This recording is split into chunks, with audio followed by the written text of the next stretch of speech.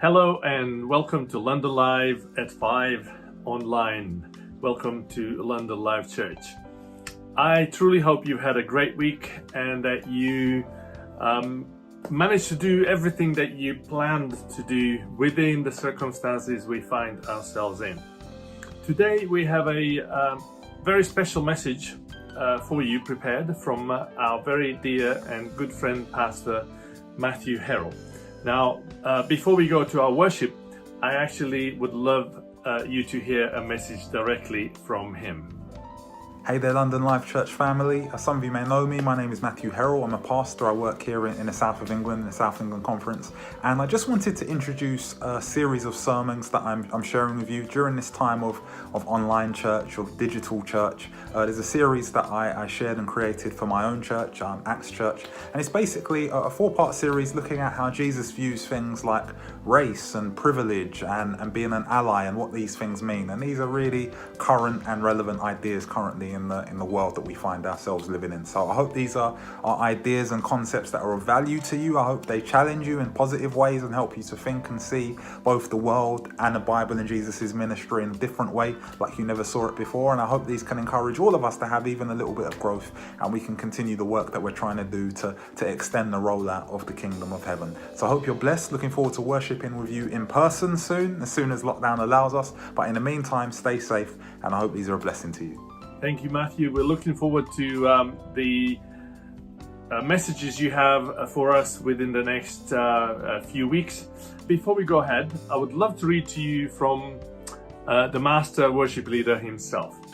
I would love to read from Psalms 134. And it goes like this. Oh, praise the Lord, all you servants of the Lord. Lift up your holy hands in prayer and praise the Lord. May the Lord who made heaven and earth bless you from Jerusalem. Here we go. Let's go to our worship. Praise is rising. Praise is rising. Eyes are turning to you. We turn to you. Hope is stirring, hearts are yearning for you. We long for you.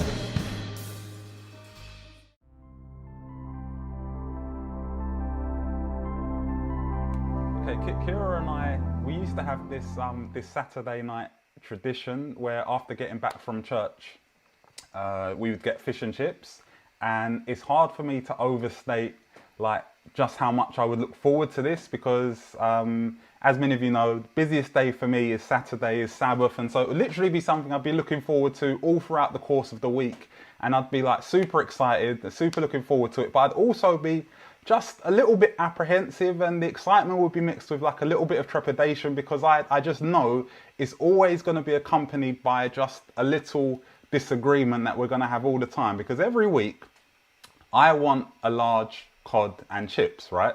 But Kira only wants like half a cod and chips. And so for me, there's like a really simple solution to this problem. We get one for me and we get one for you. But Kira would always say, well, I don't want a whole one. I just want some. So just get one large one and I can share yours.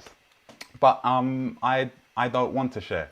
So I'll get you your own one. And look, it doesn't matter if you don't finish it. It doesn't matter if you waste some of it. Let's just do that. But Kira would always be, no, but I just want some of your one. And we would go backwards and forwards until inevitably I lose. And then I head down to the fish and chip shop, and I'm just heading down there driving, and I'm like harumphing the whole way down there like, oh, this is out of order. All I want is one large cod and chips. Is that too much to ask for? I work hard, I deserve it. And I go into the shop and I'm like, one large cod and chips, please. And so one particular Saturday night, we're going through this dance as usual, and I go to the shop and I come home annoyed that I'm going to have to share the spoils, and I open up the paper, and what do I see? 2 large cod. Like, it's a miracle. And so I call Kira downstairs. I'm like, babe, come quick. Something's happened, come quick. And so she comes rushing down the stairs like, what's happened? And I'm like, look, I ordered 1 large cod, but he gave me 2 large cod. This is amazing. And Kira wasn't quite as impressed as I was, but like, for me, I was just so gassed. This was like one of the best days of my life. I think, I'm not exaggerating, I think I even called my mum to tell her because I was just like so happy, like this is so good. Because when someone gives you something for free, it's a really, really good feeling. And for me, because I'm someone who loves food, it's hard to top getting free food. If you give me some free food, you're my friend for life. I'll just never forget you. And so maybe you've been out for a meal before with someone and they just treated you right at the end when the bill comes. They just say, this one's on me, and they pay for your meal. And I'm sure you'll remember, it's like a really great feeling. It just feels so good. And you remember the meal, and you remember the person, and you remember the kindness that they showed you. And so in this particular instance, I don't know if it was accidental or if it was intentional or if it was miraculous, but I know that till my dying day, I'm never going to forget this guy who gave me double cod. And so one of the most famous events in the New Testament, it revolves around people also getting a free portion of fish. It's a miracle that Jesus did, which is commonly known as the feeding of the 5,000. And this is actually the only miracle, except for the resurrection itself, that is featured in each of the 4 Gospels: Matthew, Mark, Luke, and John. And the Gospels, these are the 4 biographical accounts of Jesus' life and his ministry, and of the many, many miracles that Jesus did. This is the one that they all cover. And so in essence, thousands of people have come to hear Jesus speak, and he's been speaking in the middle of nowhere, and these people are here and they've been out here all day, and now is the time when people are thinking about going home. And so Jesus says to his 12 disciples, you guys give them something to eat. And the disciples are like, there are literally thousands and thousands of people here. How could we possibly do that? And so one of the disciples, Andrew, he says, well, look, I mean, there's a boy here who's brought us 2 fish and 5 loaves of bread, but this is like just a drop in the ocean. And Jesus says to them, well, perfect, I'm going to show you guys something special. And so Jesus prays over the food. He asks God the Father to bless it. And then somehow he starts divvying this food up, and we can't claim to understand what's taking place. It's literally miraculous. Jesus just keeps on multiplying and multiplying and multiplying the food, and somehow they have enough food to feed everybody that's there. And we know this miracle as the feeding of the 5,000. But as miraculous as this sounds, it isn't actually an accurate description of what has taken place. This caption, this title that we give to the miracle, isn't actually an accurate description, because we know that there were far more than 5,000 people there. In fact, Matthew himself, in his description of the miracle, he tells us this: those who ate were about 5,000 men, besides women and children. 5,000 men plus women and children. So if we take a conservative estimate, and if we estimate that just 1 in 5 men had their wife with them, and just 1 in 5 families had 1 child with them, that already inflates the number who were present and who were fed to 7,000. And I think that's actually a super conservative estimate, because as we know, most adult men of this period, they tended to be married, and most families, if they were able to have children, they would have multiple children. I mean, we know that Jesus himself had 4 brothers and a number of sisters. And so for me, it's not inconceivable that this number that were fed was actually 8,000, 9,000, maybe 10,000 plus. And so this is interesting, because you would think that if you're responsible for logging a miracle, you want to make the miracle sound as miraculous as possible. That's the whole point. And so you don't downplay it, you don't reduce the scale of it. So why call it the feeding of the 5,000? And this isn't an anomaly in one of the Gospels. All 4 of the Gospels all refer and caption this event as the feeding of 5,000. And what's also interesting is that the person who actually brought the little bit of food, the 2 cod in batter and 5 loaves of bread, it was a child, it was a little boy. And the Gospel of John is the only Gospel of the 4 Gospel accounts that gives us this detail. In the other 3 Gospels, it's as if the food just appears. It's as if the disciples are standing around. What are we going to feed all these people? Oh, look, here's some fish and bread. You don't get any reference to where it came from. And this is funny, because the young boy is actually integral to this miracle. He literally provides the raw materials to make it happen. This young boy, he was faithful. He believed that Jesus could do something with his packed lunch. This young boy is generous. He gave what he had for the benefit of others. He exhibits all of the kind of characteristics that we champion. He's basically the second most important person in the story after Jesus. Because if he isn't there, there's no miracle. But most of the accounts don't include him. And the one account that does include him doesn't give us his name, it doesn't tell us where his family came from, it gives us nothing. Well, the reality is that Matthew, Mark, Luke and John, who record this event, they aren't trying to be mean or ungenerous. They're simply abiding by the cultural norms of the time. They are men and products of their environment, because you see, this is a place and a time and a culture and a society where children and women don't have the same standing as men. They don't have the same status and eminence as men. Dare I say it, they don't have the same privilege as men. And so when people are retelling this story, it's recounted. Jesus fed 5,000 people, because Jesus fed 5,000 men. And a little boy who shared his dinner with the Messiah nearly doesn't make it into the log. He just, by the skin of his teeth, makes it into one account, but his name doesn't quite make it. His family don't quite make it. The place that he's from doesn't make it. All that stuff is just lost in the congested annals of history. And that's not because the gospel writers are bad men. This isn't a moral judgment of the time and the culture. It's simply an observation of the way that things were then. And so this story takes place in the Gospel of Matthew in chapter 14. And Matthew's Gospel is mostly chronological in terms of the layout of the events that take place. And so a little later in the story, in Matthew chapter 18, we read that Jesus' disciples, they come to him with a question. And they ask him this. It says, at that time, the disciples came to Jesus and asked, Who is the greatest in the kingdom of heaven? The kingdom of heaven is an expression that Jesus uses often in Matthew's gospel, and he's referring to his coming kingdom, of which he will be the king and will be governed by his principles of love and justice. And so the disciples, they ask him the question, in this kingdom, the greatest of all the kingdoms, who will be the greatest person?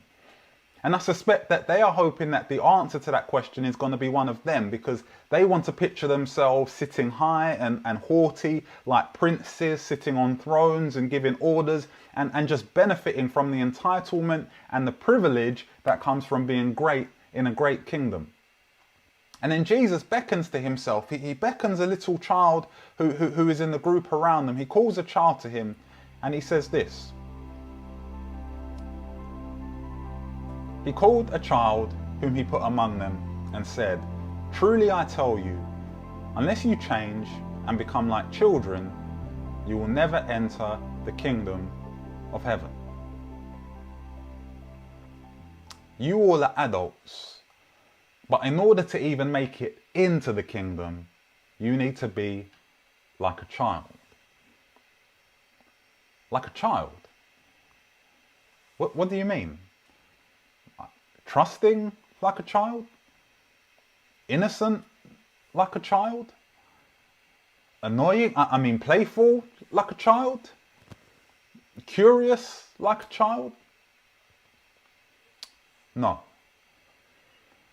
The same way that a child was almost overlooked when we fed all of those people, even though the child was the one that brought the food. The same way that all of the children who were present, they ate fishes and they ate bread, but they didn't get included in the official number of those present. The way that children haven't been given any status, any standing, any privilege within our society, that's how you have to be willing to be if you want to make it into the kingdom of heaven, where justice pervades every cell and every atom and every molecule, and where equality is the bedrock that underpins the streets of gold.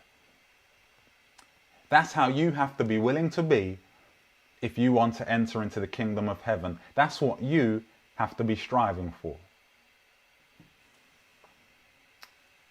Over the last few weeks, some of us have seen some very stark images that have opened our eyes to the reality, if we didn't know it before, that the world that we live in feels very, very far removed from the kingdom of heaven. Images like Ahmaud Arbery, a 25-year-old black man just going for a jog through his neighborhood, who was murdered in the street in February, and a police department and a district attorney's office that initially said they had no grounds to arrest the two men who killed him. There just aren't any charges we can bring. And only arrested and charged these men in May because somebody released a video of the incident and it went viral. Images like Amy Cooper lying to the police that her life was under threat from Christian Cooper, no relation, a black man, because he asked her to put her dog on a leash in an area where dogs aren't allowed to be off the leash. Images like George Floyd, a black man lying on the ground with an officer of the law pressing his knee on his neck until he died. And some of us have seen these images and our eyes have been open to a reality that we didn't really know existed. We heard things, but it was over there and it doesn't really affect me, and so it didn't feel real.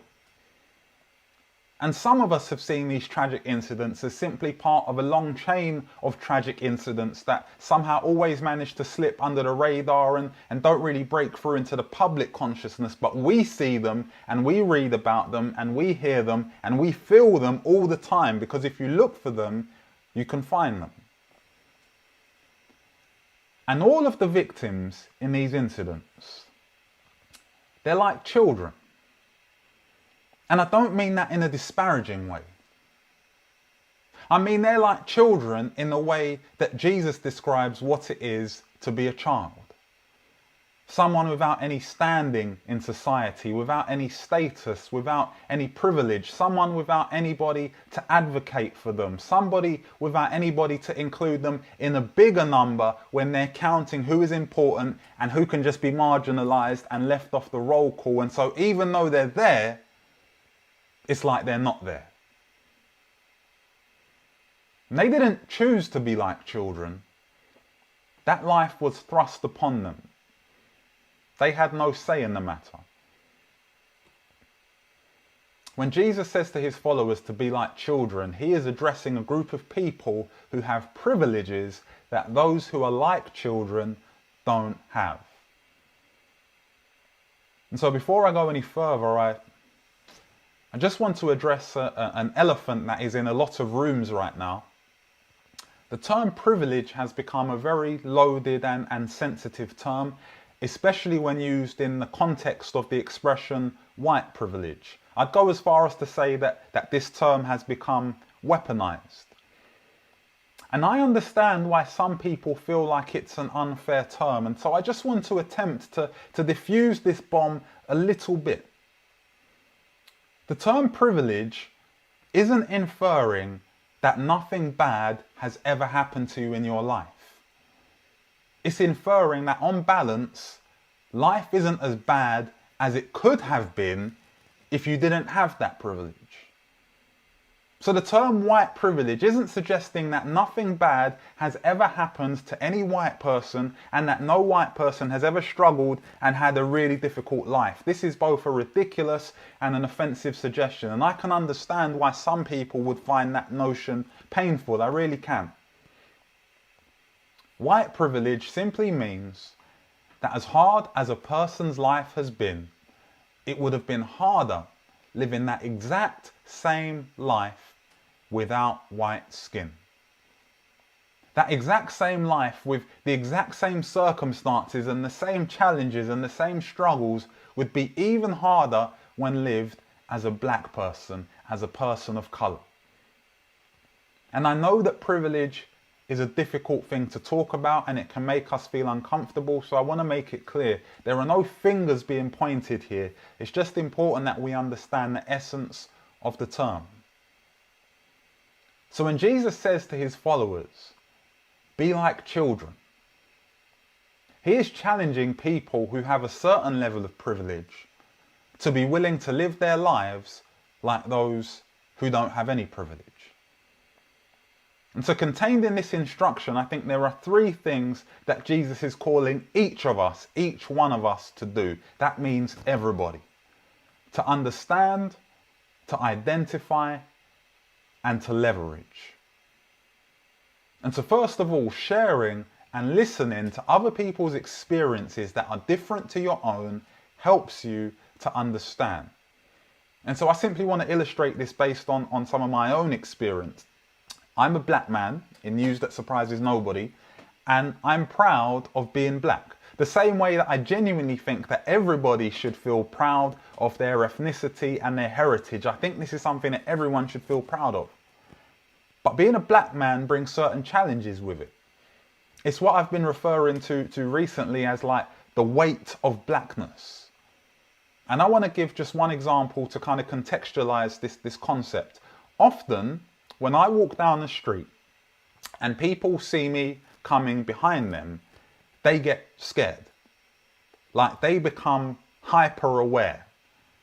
They think they're being subtle, but they're a lot less subtle than they think they are. They keep having these little glances over their shoulder to see how close to them I am. And every time that I see this happen, and this happens often enough that it's a thing, often enough that it's not something I'm imagining. This has happened to me for the last 20 years of my life. And every time that I see this happen, it just happened just this week.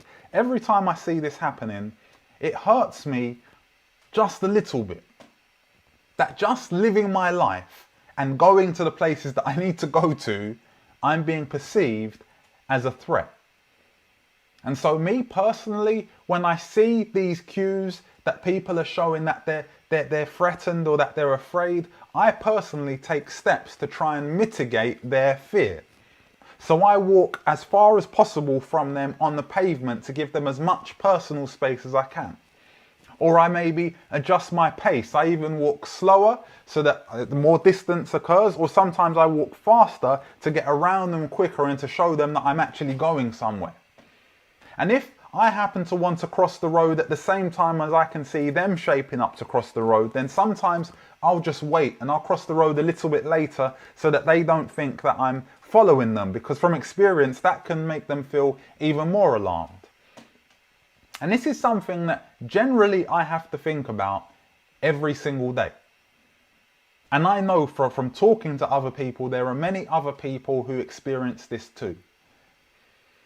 But genuinely, I want you to believe me here. I'm not sharing this with you to make you feel sorry for me. I'm not after pity. I don't want anyone to break out the violins for me. I'm sharing this with you for two reasons. Firstly, because as I said before, I think that Jesus is calling all of us to a greater level of understanding, and sharing raises understanding, which literally benefits everybody. Because I found over the last few weeks, as I've been having these conversations about these sensitive topics, this is the kind of thing, this is the kind of life experience that many people have never heard of before and aren't aware that some of us have to experience.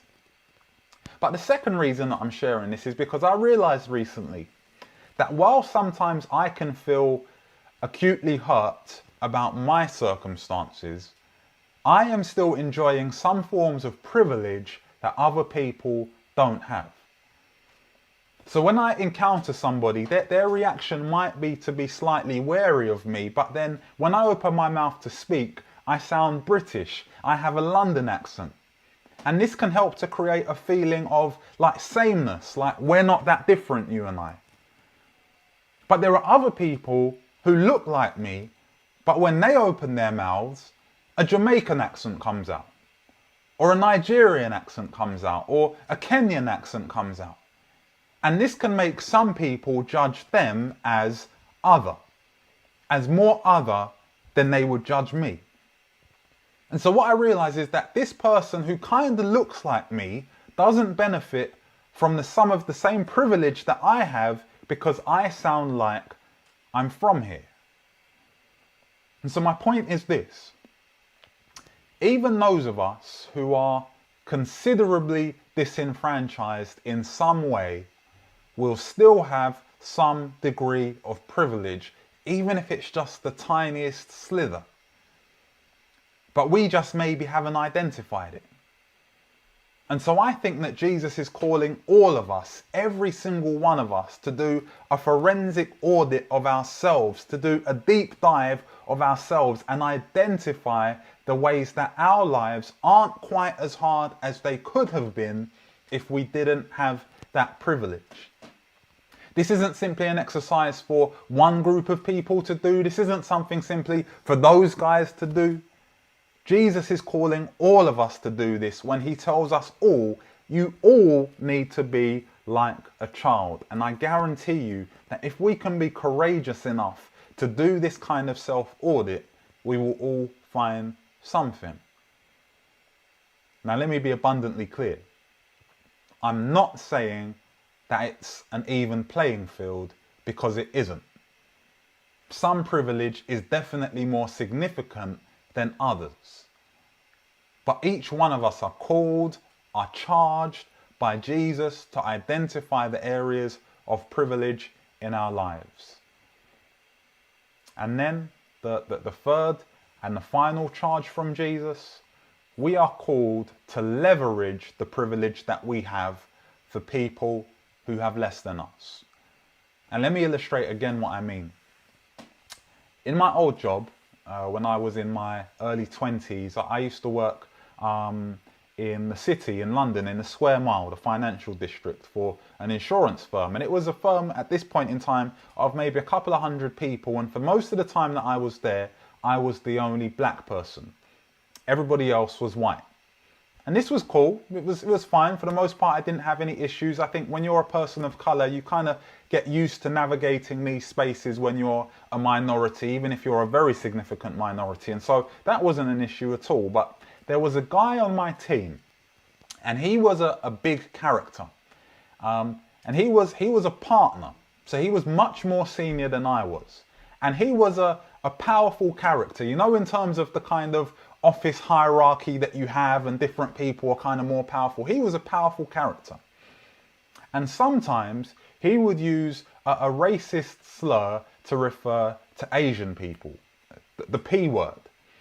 And he wouldn't use it to anybody's face. I guess that there weren't any Asian people there, to be fair, but he wouldn't use it to anybody's face, but he would use it when he was talking about people. And I can distinctly remember the first time that I heard him say it.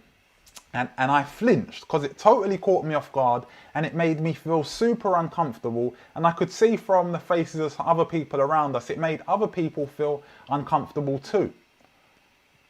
But I didn't say anything because I was scared. And so I didn't call him out and say, that's wrong. I didn't call him out and say, you can't say that. I realise now that I chose not to use the tiny sliver of privilege that I had accrued within this place to be accepted, to be on the inside. I chose not to use that to call out something that was wrong. And this is something that I deeply regret. To this day, I still think about what I didn't do, and I truly regret it.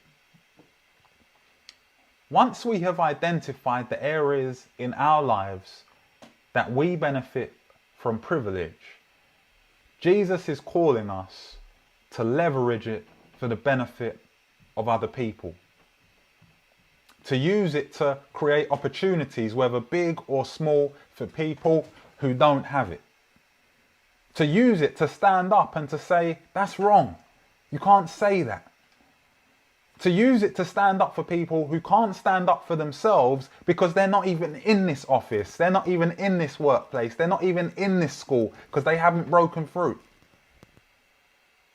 Jesus calls us to be like children, people with no status and no privilege, no ability to advocate for themselves. And the reality is this: we can't turn off any privilege that we have. We didn't turn it on, so we can't turn it off.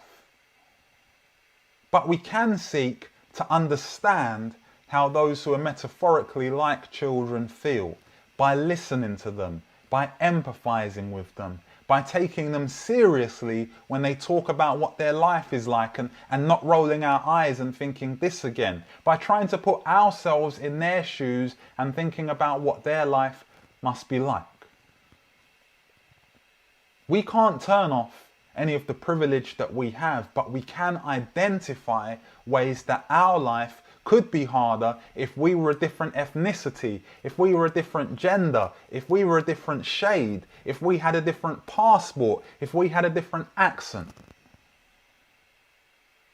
We can't turn off our privilege, but we can leverage it to advocate for somebody else, to stand up on behalf of somebody else, to call out things that are wrong on behalf of somebody else. Understand, identify, leverage. This is what Jesus is calling us to do.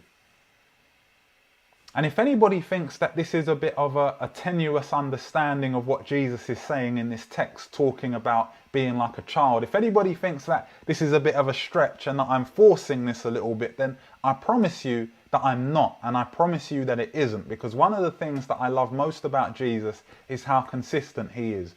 Jesus models the things that he tells us to do. Because you see, Jesus himself has a form of privilege. And it topped male privilege, it topped white privilege, it topped any form of privilege that you can think of. Jesus has God privilege. You see, in the game of privilege top trumps, God privilege trumps everything. And Jesus looked down from heaven at humanity in a fallen and a broken and a hurting world, and Jesus said to himself, I can identify the ways that life would be challenging for anyone to go through life who isn't God. And Jesus said to himself, I'm going to seek to understand how they feel. by putting myself in their shoes and becoming incarnational, by being born as a baby and becoming a man and listening to people's struggles and listening to them telling me stories about how difficult life is and believing them when they tell me this is what it's like for me, and empathizing with people who rarely get any empathy. I'm going to feel what these people feel. And when I've done that, I'm going to leverage my privilege as the Son of God on their behalf. I'm going to stand up on their behalf and fight the battles that they can't fight. I'm going to advocate for humanity before God the Father. I'm going to say to the Father, treat them how you would treat me. And in doing so, I will elevate them from their position, because a rising tide lifts all boats. Jesus himself modeled seeking to understand how people feel when they don't have what you have. Jesus himself modeled identifying the advantages that you have and seeking to mitigate them. And Jesus himself modeled how to leverage the privilege that you have for the benefit of others. The Apostle Paul captures this idea really beautifully in this little hymn within a letter that he penned to the church at Philippi, named after Alexander the Great's father, the letter that we know as Philippians. He says this: "You must have the same attitude that Christ Jesus had. Though he was God, he did not think of equality with God as something to cling to. Instead, he gave up his divine privileges. He took the humble position of a slave and was born as a human being. When he appeared in human form, he humbled himself in obedience to God and died a criminal's death on a cross. Therefore, God elevated him to the place of highest honor and gave him the name above all other names, that at the name of Jesus every knee should bow, in heaven and on earth and under the earth, and every tongue declare that Jesus Christ is Lord, to the glory of God the Father." Jesus had all the privilege in the world, but he willingly sidestepped the benefits and leveraged the capital for the benefit of others, even at the cost of his own life, because he loved us. And because of this, God the Father rewarded him with all honor and glory. And this is the promise and the challenge that God also gives us. God says, I'm asking you to stand up for others in this life, and I'm promising to bless you infinitely in the kingdom of heaven. And so I'm committed to trying to understand more about other people's experience of life in order to give me better awareness and a higher level of sensitivity. I'm committed to asking myself the hard questions about what advantages I have that others don't have, in order that I can try and help them to catch up. And I'm committed to being part of a church community that does its best to level the playing field, because a rising tide lifts all boats. And I hope that you can join me on that commitment too.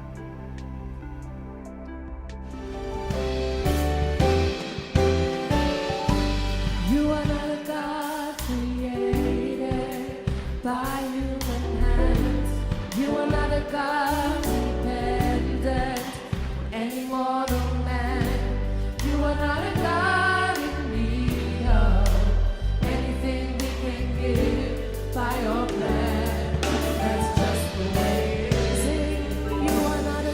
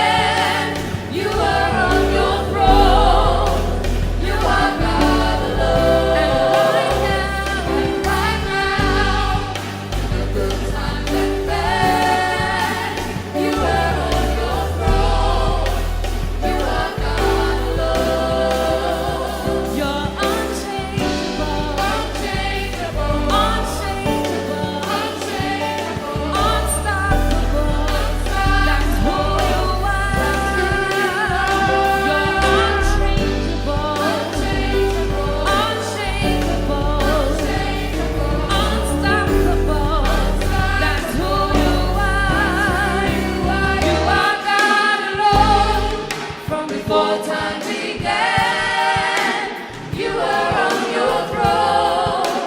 You are God alone. And right now, in the good times and bad, you are on your throne. You are God alone. If you believe this, repeat after me. You're unchangeable, unshakable, unstoppable. That's who you are. You're unchangeable, unshakable, unstoppable. That's who you are. That is your turn. You're unchangeable. That's my God. Unshakable. That's my God. That's who you are. That's who you are. You're unchangeable, unshakable, unstoppable. That's who you are. You are God. That's right. Before time began, you are on your throne. You are God alone. You are God alone. And right now, in the good times and bad, you are on your throne. You are God alone. You are God. You are God alone. Before time began, you are on your throne. You are God alone. And right now, in the good times and bad, you are on your throne.